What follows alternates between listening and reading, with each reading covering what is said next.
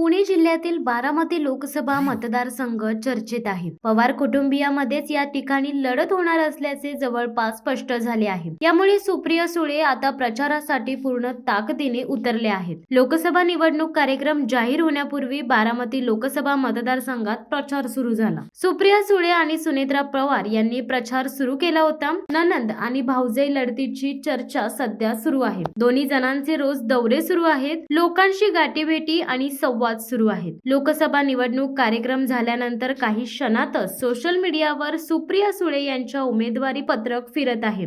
होय, आपण मतदान केलेच पाहिजे असे या पत्रकावर लिहिण्यात आले आहे। सुप्रिया सुळे यांच्या प्रचार पत्रकावर निवडणूक आयोगाने निवडणुकीची अधिसूचनापासून निकालापर्यंतची माहिती दिली आहे। बारामती लोकसभा मतदारसंघ तुतारी वाजवणारे चिन्ह ताई आपल्या हक्काची असे पत्रकावर लिहिले आहे। त्यात सुप्रिया सुळे यांचा फोटो सर्वात शेवटी मतदान दिनांक आणि वेळ या पत्रकावर देण्यात आले आहे। सुप्रिया सुळे यांनी प्रचारासाठी पुणे ते दौंड डेमूने प्रवास केला। डेमूमध्ये त्यांनी लोकांशी संवाद साधला, त्यांचे प्रश्न जाणून घेतले, आपण केलेल्या कामाची माहिती लोकांना दिली। महाविकास आघाडीचा प्रचार करत सुप्रिया सुळे दौंडला पोहोचल्या।